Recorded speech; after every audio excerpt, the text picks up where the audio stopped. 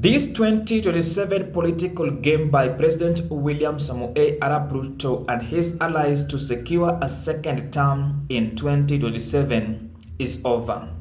There are reports that indicate the former Deputy President Rigathi Gachagua is not going to run for presidency in 2027. I must play that clip shortly. But first, let us understand a few things. If Rigathi Gachagua was to run for presidency in 2027, that means President William Ruto was going to achieve this idea of splitting votes in the opposition, and it was going to work in his favor. Now, this is bad news because this report is going to shape the politics in the opposition. Let us listen to what TV47 is reporting about Rigathi Gachagua. Meanwhile, Mount Kenya's political landscape could be shifting following reports that former Deputy President Rigathi Gachagua has put his 2027 presidential ambitions on hold. Sources close to Gachagua say he now plans to focus on consolidating his influence in the vote-rich region with hopes of becoming the community's political spokesperson and kingpin in the run-up to the next elections. Hii imeenda. I don't see a possibility of the head of state securing a second term in 2027. Now, before we proceed, in case this is your first time, kindly support us by subscribing and turning on the notification bell. Let us talk about politics in the opposition. Immediately, Rigathi Gachagua declared or he gave out an indication that he might run for presidency. I am telling you for a fact, Rigathi Gachagua made Kalonzo Musyoka uncomfortable. Rigathi Gachagua made Dr. Fred Okengo Matiang'i uncomfortable. But with this news, they are going to stick together. I know for a fact there is no way Kalonzo Musyoka can support another presidential candidate. And during the impeachment of Rigathi Gachagua, he supported Gachagua with one purpose. He wanted Riggy G to support him in 2027 because Raila Odinga is now in government. That is the truth of the matter. Now, this ticket will accommodate two individuals. One, Kalonzo Musyoka or Matiang'i, or the people of the mountain will provide a running mate because they cannot go into an agreement without a clear plan. They made a mistake in 2022 that I doubt if Rigathi Gachagua will dare to make such mistakes again in his political life. But there is a problem. Will Uhuru Muigai Kenyatta come and support Rigathi Gachagua's team? Why do I say this? There's a problem. Because Uhuru Kenyatta is fronting Dr. Fred Okengo Matiang'i.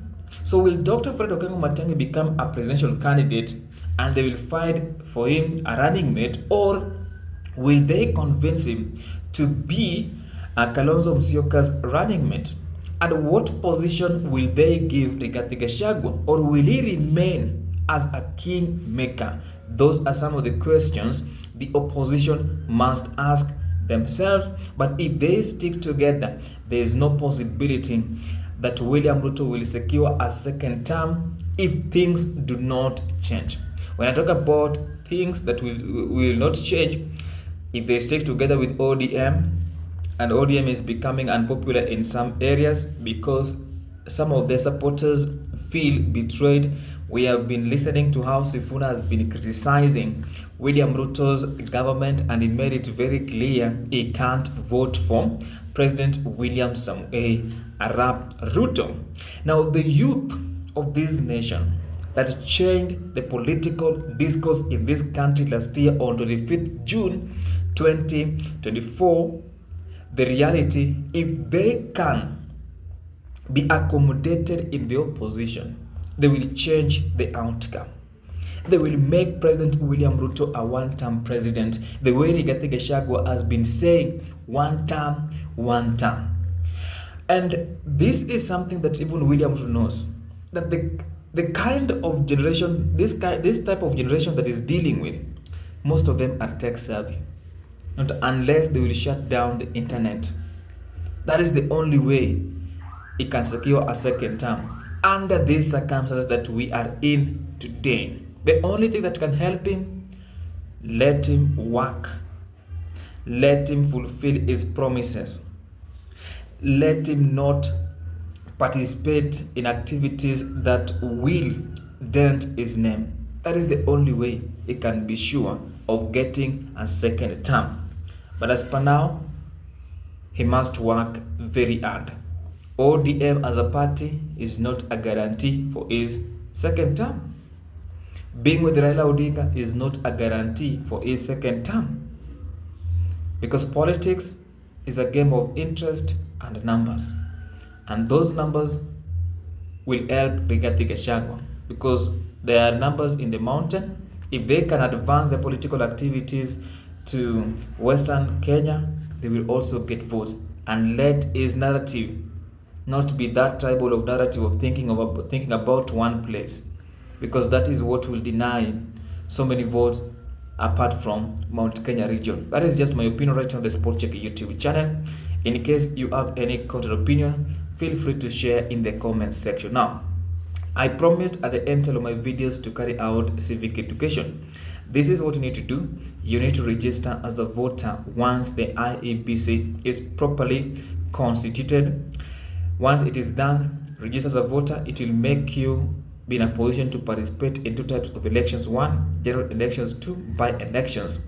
The second thing you need to do is to demonetize politics. It will make you elect leaders of high integrity.